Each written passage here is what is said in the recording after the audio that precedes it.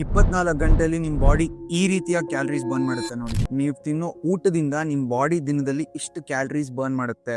ಇದನ್ನ ಟೆಫ್ ಅಂತ ಕರಿತೀವಿ, ಥರ್ಮಿಕ್ ಎಫೆಕ್ಟ್ ಆಫ್ ಫುಡ್. ಇದರಿಂದ ನಿಮ್ಮ ಬಾಡಿ ದಿನದಲ್ಲಿ 10% ಅಷ್ಟು ಕ್ಯಾಲರೀಸ್ನ ಬರ್ನ್ ಮಾಡುತ್ತೆ.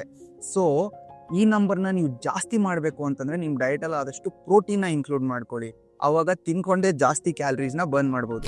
ನೀವು ಮಾಡೋ ಎಕ್ಸಸೈಸು ವರ್ಕೌಟ್ಸ್ ಇಂದ ದಿನದಲ್ಲಿ ಇಷ್ಟು ಕ್ಯಾಲರೀಸ್ ಬರ್ನ್ ಮಾಡ್ತೀರಾ. ಇದನ್ನ ಈಟ್ ಎಕ್ಸಸೈಸ್ ಆಕ್ಟಿವಿಟಿ ಥರ್ಮೋಜೆನಿಸಿಸ್ ಅಂತೀವಿ.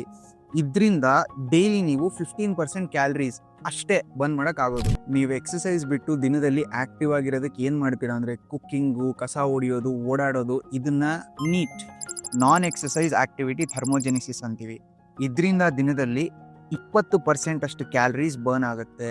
ಅದಕ್ಕೆ ಹೇಳೋದು walk around 10,000 steps every day ಅಂತ. ಇದರಿಂದ ನೀವು ಜಾಸ್ತಿ ಆಕ್ಟಿವ್ ಆಗಿರ್ತೀರಾ ಆ್ಯಂಡ್ ಜಾಸ್ತಿ ಫ್ಯಾಟ್ ಲಾಸು ಆಗುತ್ತೆ. ನೀವು ದಿನ ಪೂರ್ತಿ ಏನು ಮಾಡದೆ ಸುಮ್ಮನೆ ಮಲಗಿದ್ದೀರಾ ಅನ್ಕೊಳ್ಳಿ, ಹಿಂಗೆ ಬದುಕಿರೋದಕ್ಕೆ ನಿಮ್ಮ ಬಾಡಿ ದಿನದಲ್ಲಿ ಇಷ್ಟು ಕ್ಯಾಲರೀಸ್ ಬರ್ನ್ ಮಾಡುತ್ತೆ.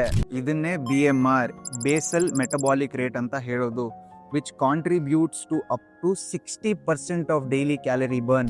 ಈ ನಂಬರ್ನ ಜಾಸ್ತಿ ಮಾಡ್ಕೊಳ್ಳೋದಕ್ಕೆ ನೀವು ಮಸಲ್ಸ್ ಬಿಲ್ಡ್ ಮಾಡಬೇಕು. ಮಸಲ್ಸ್ನ ಮೇಂಟೈನ್ ಮಾಡೋದಕ್ಕೆ ಬಾಡಿ ಜಾಸ್ತಿ ಕ್ಯಾಲರೀಸ್ ಬರ್ನ್ ಮಾಡುತ್ತೆ ಆ್ಯಂಡ್ ಹೆನ್ಸ್ BMR ಕೂಡ ಜಾಸ್ತಿ ಆಗುತ್ತೆ. ಸೊ ನೀವು ಫ್ಯಾಟ್ ಲಾಸ್ ಮಾಡಬೇಕು, ಹೆಲ್ದಿ ಆಗಿರಬೇಕು, ಅವ್ರ ಬಾಡಿ ಬಿಲ್ಡ್ ಮಾಡ್ಬೇಕಂತಂದ್ರು ಡಯಟಲ್ಲಿ ಚೆನ್ನಾಗಿ ಪ್ರೋಟೀನ್ ಇನ್ಕ್ಲೂಡ್ ಮಾಡ್ಕೊಳ್ಳಿ, ಚೆನ್ನಾಗಿ ವರ್ಕೌಟ್ ಮಾಡಿ ಆ್ಯಂಡ್ ದಿನದಲ್ಲಿ ಆದಷ್ಟು ಆಕ್ಟಿವ್ ಆಗಿರಿ. ಇದೆಲ್ಲ ಮಾಡಿದ್ರೆ ಮಸಲ್ ಮಾಸ್ ಜಾಸ್ತಿ ಆಗುತ್ತೆ ಆ್ಯಂಡ್ ಹೆನ್ಸ್ BMR ಕೂಡ ಜಾಸ್ತಿ ಆಗುತ್ತೆ.